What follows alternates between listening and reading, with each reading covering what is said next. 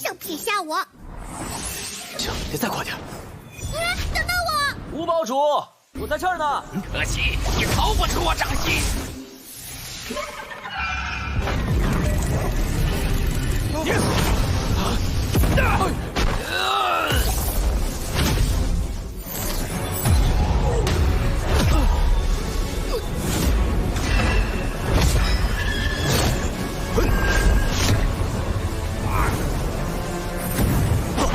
Kembali lagi bersama Bang Jago. Seperti biasa, Mimin selalu mendoakan kalian semoga selalu dalam keadaan sehat dan dalam kondisi terbaik ya.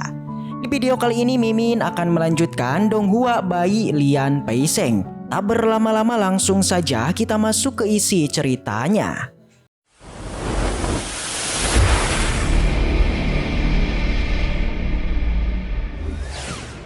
Cerita dilanjutkan, di sana para murid pemurnian darah meminta mereka untuk segera menyerah. Karena mereka tidak akan bisa melarikan diri lagi. Xiao Yu memberikan ancaman kepada mereka yang mana dia akan menghancurkan peta harta karun itu jika mereka berani menyentuh dirinya. 小妹妹，别挣扎了。我就会要暴徒，谁也别想拿到！ Tentu saja dia tidak ingin kehilangan peta itu. Mereka pun bersedia untuk melepaskan asalkan Xiao Yu itu harus memberikan peta itu. Sayangnya sekte pemurnian darah tidak ada niatan untuk memberikan mereka pergi begitu saja. Serangan pun kembali mereka lancarkan di saat Xiao Yu sudah pasrah akan kematiannya. Sebuah serangan pun muncul untuk menyelamatkan mereka. Melihat kedatangan itu membuat para tetua terkejut karena api yang dia gunakan itu sangatlah kuat. Li merasa sangat senang karena seniornya itu datang ketika ia memanggilnya. Ia pun meminta mereka untuk segera memohon ampunan. Dia berterima kasih karena dia datang di waktu yang sangat tepat. Pada akhirnya Peming pun membongkar identitasnya di depan Li yang mana hal itu benar-benar membuatnya terkejut. 我才疏学浅，无意收徒。这怎么可能？ Karena tetua yang dihormati selama ini adalah Peming. Xiao Yu ikut senang dengan kedatangannya itu, mengetahui Peming hanyalah murid biasa membuat orang-orang itu kembali meremehkannya. Tapi Peming tidak terlalu menanggapi hal itu dan menanyakan mengapa mereka terlibat dalam pertarungan ini. Ternyata Xiao Yu dan yang lainnya mendapatkan potongan dari peta harta karun. Mereka yang mengetahui itu mulai iri dan ingin mengambilnya dari Xiao Yu. Untung saja Peming datang di waktu yang sangatlah tepat karena jika tidak mereka ini pasti akan tewas. Li berharap agar Peming ini bisa menerima penghormatannya. 奇怪，冰师弟今天怎么这么反常？ Melihat itu malah membuat Xiao Yu bingung bagaimana Li bisa lebih bersikap seperti itu. Yang mana ternyata dia berharap agar Peming tidak menceritakan tentang kejadian sebelumnya. Yang mana itu adalah ketika dia memohon untuk menjadi murid Peming. Untung saja Peming berbaik hati dan tidak memberitahukan tindakan bodoh itu kepada mereka. 让林师兄心生敬畏了。 Namun perdebatan tentu saja tidak berhenti dan pertarungan pun akhirnya kembali terjadi. Dalam pertarungan itu dia sangat percaya diri bisa mengalahkan Peming. Namun ketika dia menerima serangan darinya barulah sang sadar kekuatan Peming itu jauh mengungguli kekuatannya. 我和师姐说话，插什么嘴？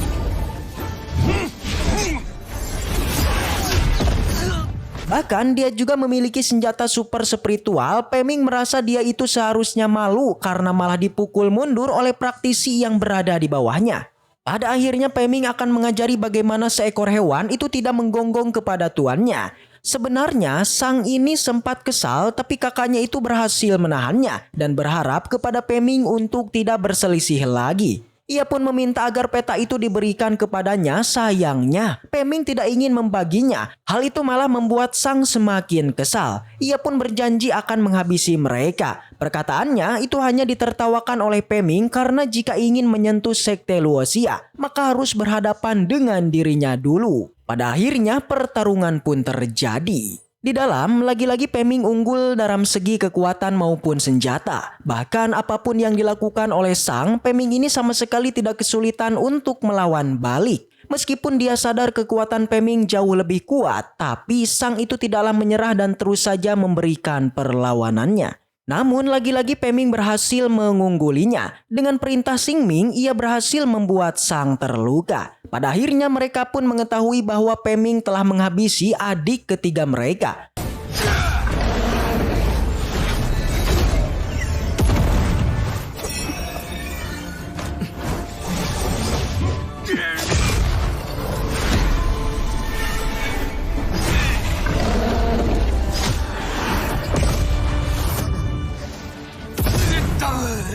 Mengetahui itu membuat mereka semakin marah dan akan melakukan segala cara untuk menghabisi Pei Ming. Lagi-lagi dalam pertarungan ini Pei Ming tidak kesulitan, malahan membuat mereka terkejut karena bagaimana bisa Pei Ming menghilangkan kekuatan spiritualnya. Di tengah kebingungan, Pei Ming kembali melancarkan serangan yang membuat senjata spiritual Sang itu menjadi hancur dan dia juga mendapatkan luka yang fatal.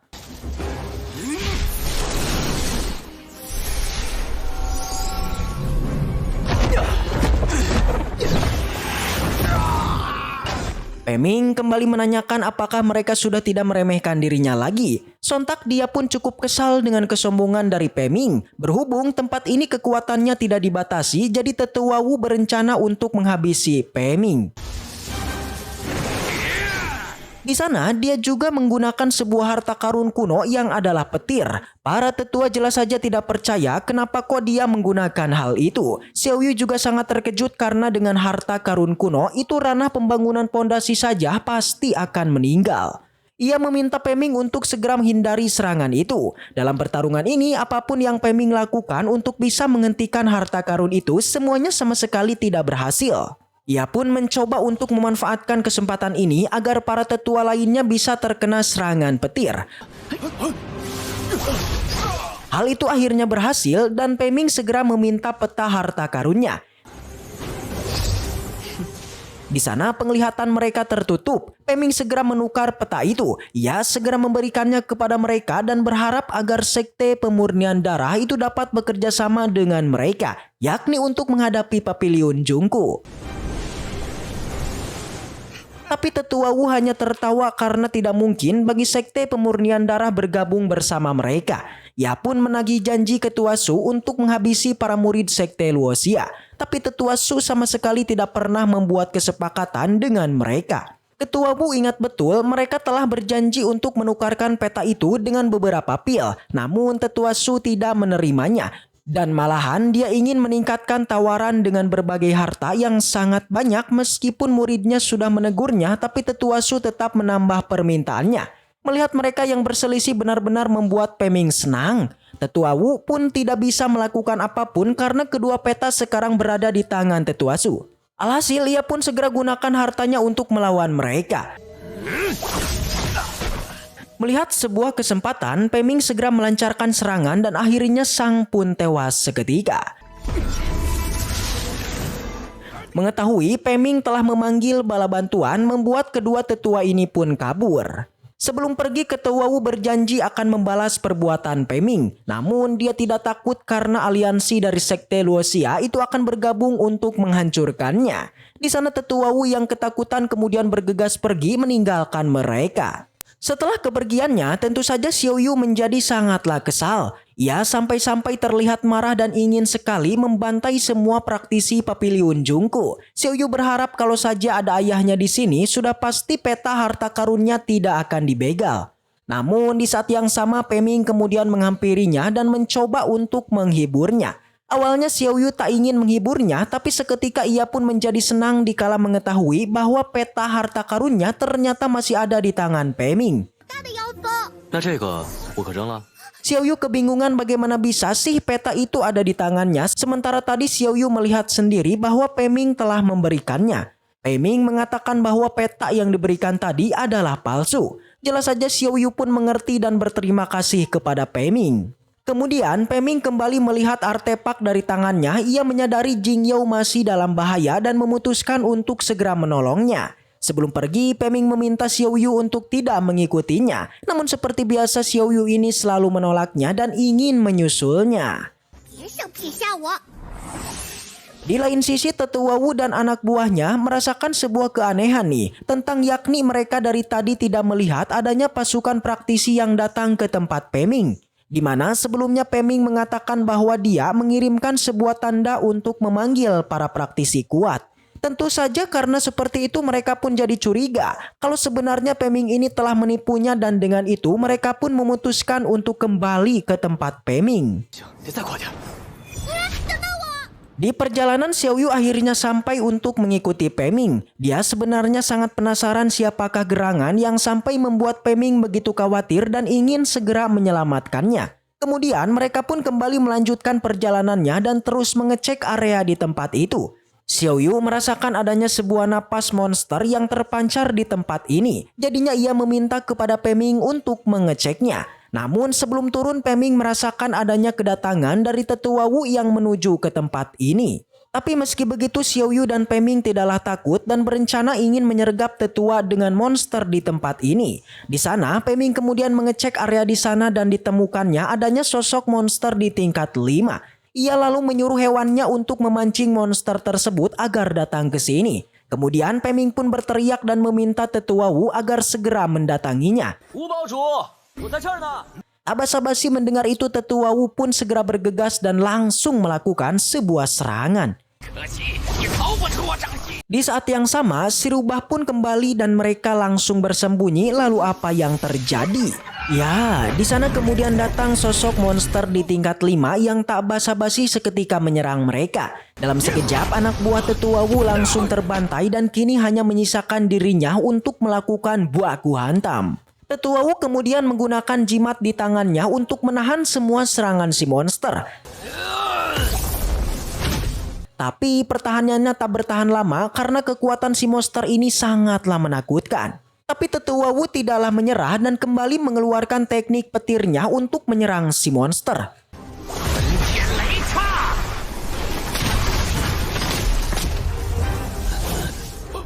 Barulah ketika jimat Tetua Wu hancur, Peming kemudian keluar dan menyergap keduanya dengan teknik formasinya. Alhasil Tetua Wu dan si monster pun terkurung dalam formasi Peming.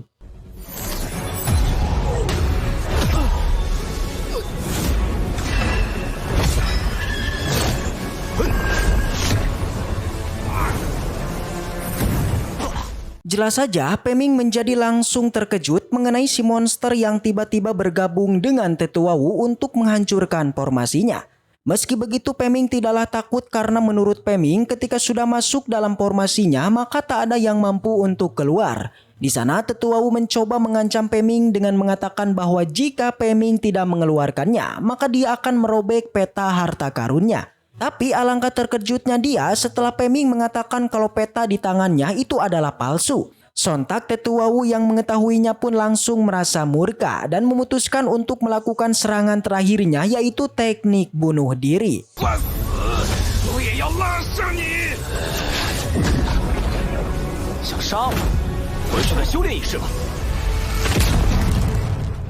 Setelah pertarungan usai, Peming kemudian merasakan adanya seseorang yang akan datang ke tempat ini.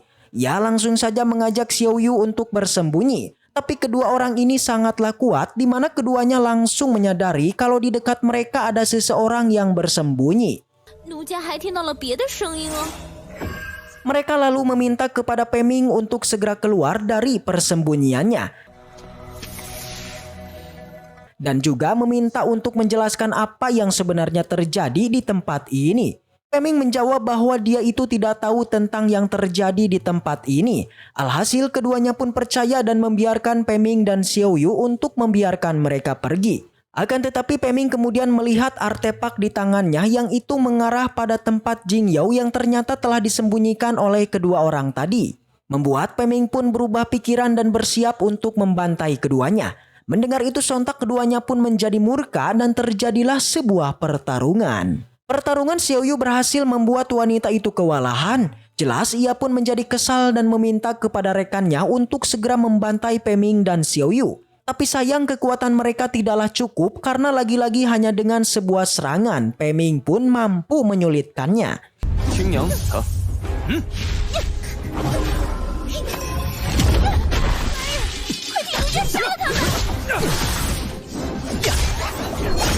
Alhasil menyadari mereka ini tidak bisa mengalahkan Peming, jadinya si wanita pun pergi dan berjanji kalau di masa depan ia akan membalasnya. Setelah itu Peming juga tak basa-basi lagi, ia seketika bergerak untuk membantai si pria. Dan setelah itu yuk sama-sama bersambung. Baiklah, mungkin segitu aja untuk pembahasan kali ini. Dan semoga kita selalu diberikan kesehatan untuk mengawal donghua ini. Dan sampai jumpa di video selanjutnya. So next time, and seperti biasa, salam para jagoan.